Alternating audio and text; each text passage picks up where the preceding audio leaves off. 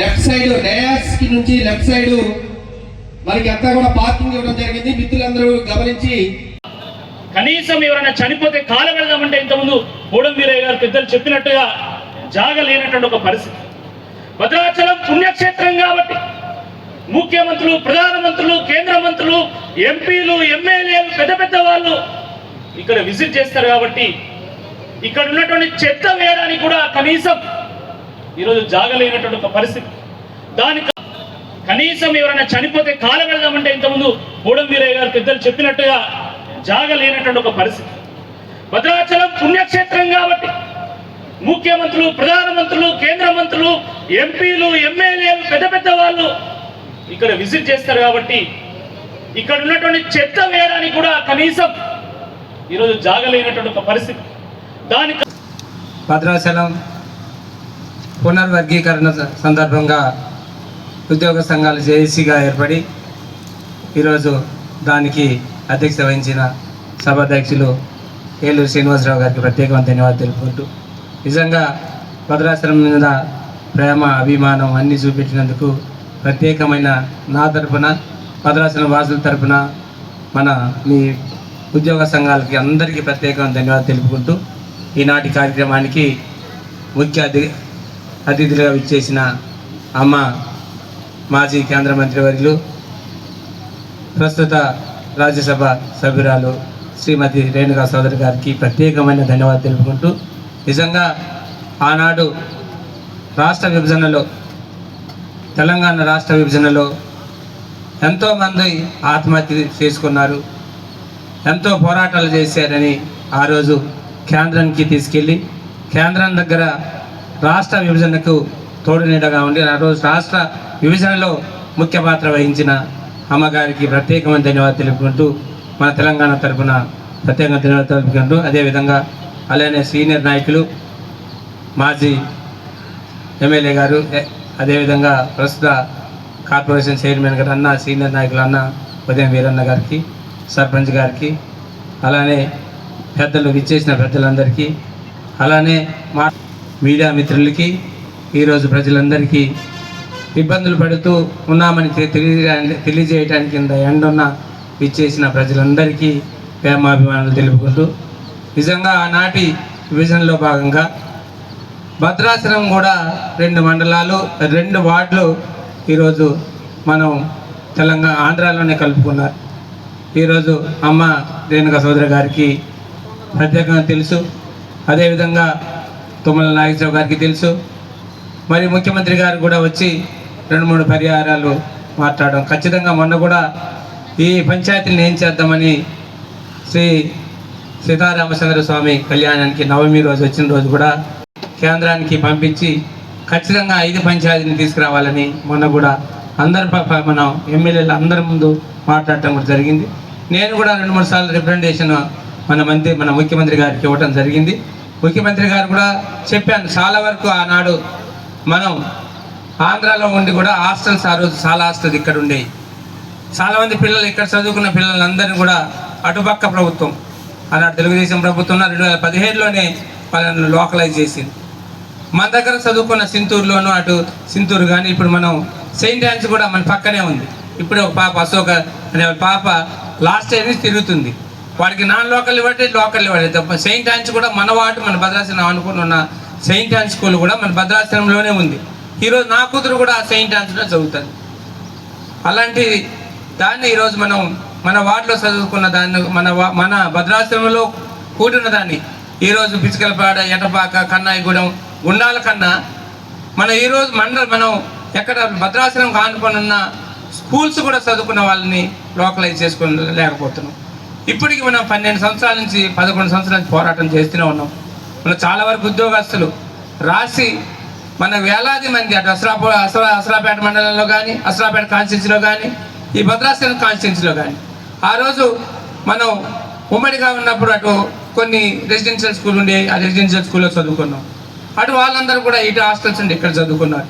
వాళ్ళు ఒక ఫీజిబిలిటీ తెచ్చి ఒక చట్టం తెచ్చి వాళ్ళందరినీ లోకలైజ్ చేశారు. మనం ఇక్కడి నుంచి అక్కడ చదువుకున్న పిల్లలు ఇక్కడే నాన్ లోకల్ కూడా లోకల్ నాన్ లోకల్ కూడా ఇవ్వటం వల్ల చాలా నష్టపోయారు. నిన్నగాక మన పాప ఏడ్చుకుంటూ నా చుట్టూ తిరిగితే నేను కూడా ప్రభుత్వం దగ్గర తీసుకొని వెళ్ళా. కానీ సుప్రీంకోర్టు వరకు వెళ్ళారు, వారికి ఏమీ మనకు ఈరోజు ఫలితం కూడా కనబడలే. నర్సరావుపేట నియోజకవర్గానికి ఒక పీడకలుగా మిగిలిపోయిన మాట వాస్తవం. ఎందుకంటే ఎటు కాకుండా ఈరోజు భద్రాచలాన్ని ఆ రోజు అమ్మ ఆలోచించారు. నిజంగా మండలాన్ని ఇక్కడే ఉంచాలి, ఖచ్చితంగా లాభం చేకూరాలంటే భద్రాచలం ఒక అవసరం. ఇవి భద్రాచలం అభివృద్ధి చేయాలంటే ఈరోజు అందరూ మాట్లాడాం, ఒక చరిత్ర కూడా రాసిందని. నడియాడిన ఏరియా అయినా రకరకాలుగా మన చరిత్ర ఉంది మనకు, అయినా కానీ మనం నష్టపోయాం. ఖచ్చితంగా ఈరోజు ఒక విజన్ ఉండి ఈరోజు మనం ఏదైతే 5 పంచాయతీలు అయినా కలిపితే భద్రాచలంకి లబ్ధి ఉంటుంది. మనకే కాదు, మనం అనుకుంటున్నాం భద్రాచలం లబ్ధి కొరకు మనం మాట్లాడుతున్నాం అనుకుంటున్నాం. కానీ ఈరోజు 5 పంచాయతీలు అటుపక్క ఆంధ్రాలో కలిపిన 5 పంచాయతీలు ప్రజలు కూడా అనేక ఇబ్బందులు పడుతున్నమాట వాస్తవం. ఎందుకంటే నేను కల్లారా చూశాను. పెద్ద గోదావరి 2021లో వస్తే కేకలేస్తే కూడా అటు నుంచి రాలేని పరిస్థితి ఉన్నారు. అంటే వాళ్ళు కూడా రాలేని పరిస్థితిలో, వాళ్ళు కూడా హెలికాప్టర్లో దిగలేని పరిస్థితిలో ఉన్నారు. చాలా వరకు మనమే గుండాలను మొత్తం చుట్టుముట్టి సబ్మర్జ్ అయిపోతా ఉంటే మనమే కిన్నెర్ స్థాయి నుంచి వాళ్ళని తీసుకొని వచ్చి ఓట్లు తీసుకొచ్చి వాళ్ళని రక్షించే పరిస్థితి వచ్చింది. అలాంటిది ఈరోజు మన భద్రాచలం నుంచి చెర్ల వెళ్తా ఉంటే భద్రాచలం నుంచి ఎటపాక కూడా తూరుపాక వరకు కూడా రోడ్డు పాడైపోతే మన లారీలు మనకు ఎక్కువ శాతం ఆంధ్ర తెలంగాణ ప్రజలు తిరగవలసిన పరిస్థితి వచ్చింది. 5 పంచాయతీలు కలుపుకుంటే 2 పంచాయతీలు ఎటపాక కన్నయ్యగూడెం మనం ఖచ్చితంగా దాంట్లో నుంచి వెళ్ళవలసిన పరిస్థితి, 15 కిలోమీటర్లు దాంట్లో నడవలసిన పరిస్థితి వచ్చింది. దాంట్లో భాగంగా అటుపక్క మనం ఆ రోడ్డు ఏదైతే ఆర్ఎండ్బి రోడ్డు ఉందో దాన్ని మనం బాగు చేయలేక వాళ్ళు బాగు చేయాలి, ఎవరు చేయాలి, మీరు చేయాలా, మేము చేయాలా అనే వాళ్ళతో గుంతలతో అనేక ఇబ్బందులు పడతా ఉంటే నేనే మళ్ళీ డిఎంఎఫ్టీ నిధులు పెట్టండి, ఖచ్చితంగా మన వెహికల్స్ తిరుగుతున్నాయి, మనము ఇదో రెవెన్యూ వస్తుందని పిఎస్ఎండిసి ఎండీకి పిఓ గారికి ముఖ్యమంత్రి గారు చెప్తే తక్షణమే కొంత నిధులు తెచ్చి ఖచ్చితంగా రిపేర్ చేయండి. ఎవరైనా మన ప్రజలు తిరుగుతున్న ఆంధ్ర అయినా తెలంగాణ అయినా మన ప్రజలు ఖచ్చితంగా గుంతలు నింపండి, రోడ్లు వేయండి అని ఖచ్చితంగా ఆర్డర్ ఇస్తే ఆ గుంతలు నింపడం జరిగింది. అలాంటి ఇబ్బందులు పెడుతున్నాం. ఒకటి కాదు, ఈరోజు ఏదైనా మా యాక్సిడెంట్ అయ్యి చనిపోతే భద్రాచలం ఏరియా హాస్పిటల్కి వస్తున్నాయి. ఈరోజు భద్రాచలం ఏరియా హాస్పిటల్ నేను యాజ్ ఏ డాక్టర్గా ఏరియా హాస్పిటల్కి వస్తే వాళ్ళు పోస్ట్ మార్టం చేస్తే ఈరోజు పోస్ట్ మార్టం చేస్తే డాక్టర్లు భయపడిపోతున్నారు. నేను ఆంధ్ర దాన్ని ఈరోజు పోస్ట్ మార్టం చేస్తే రేపు 10 సంవత్సరాల తర్వాత నేను మన రంపచోడవరమో లేకపోతే పోలవరం వెళ్ళి ఆ కోర్టుకి నేను సమాధానం చెప్పాలి, నాకు సమస్య వస్తుందని ఎవరు పోస్ట్ మార్టం కూడా చేయట్లేదు. చాలా వరకు ఇబ్బందులు పడుతున్నారు వాళ్ళు. ఆంధ్ర వాళ్ళు మన ఏరియా హాస్పిటల్కి వచ్చి పోస్ట్ మార్టం కాడికి వచ్చి రోజుల తరబడి ఉంటే మీరు చేయండి, మీరు పోస్ట్ మార్టం చేయండి, ఖచ్చితంగా మీకు ఫెసిలిటీస్ కనిపిస్తానంటే అప్పుడు మన తెలంగాణ నుంచి ఆంధ్ర వాళ్ళకి పోస్ట్ మార్టం చేసేంత పరిస్థితి వచ్చింది. అలానే చాలా వరకు డెలివరీస్ ఉన్నాయి. ఈరోజు ఆంధ్ర తెలంగాణలో అనేక రకాల ఫెసిలిటీస్ ఉన్నాయి. వాళ్ళకి ఎటు కాకుండా అనేక ఇబ్బందులు పడుతున్నమాట వాస్తవం. వైద్యం కానీ అదేవిధంగా న్యాయపరం కానీ ట్రాన్స్పోర్ట్ కానీ ఈరోజు వాళ్ళకి సేవలు అందించే పరిస్థితిలో లేము మనం. ఈరోజు అటువంటి వాళ్ళు కూడా వాళ్ళకి సేవలు అందించలేకపోతున్నాం, మనం కూడా సేవలు అందించిన పరిస్థితిలో ఈరోజు ముఖ్యంగా దీనిలో నష్టపోయింది ఆదివాసులని మేము గమనించాలి. ఎందుకంటే ఈరోజు మేము సంబంధాలు చేసుకునేది అటుపక్క ఆంధ్ర వాళ్ళ ఆదివాసులు ఉంటారు, రోడ్డు మేము ఆదివాసులు అనే వాళ్ళం గోదావరి పరివార ప్రాంతంలో నివసిస్తూ ఉంటాం. ఈరోజు గోదావరి బెల్టంతా మా ఆదివాసులు, మా బంధువులు, మా అక్క చెల్లెలు, అన్నమ్మలు అందరూ ఉన్నారు. ఈరోజు మా పేగు బంధంతో పాటు ఈరోజు మాకు రాష్ట్రాల్లో కూడా విభజన జరిగినందుకు చాలా బాధాకరంగా ఉంది.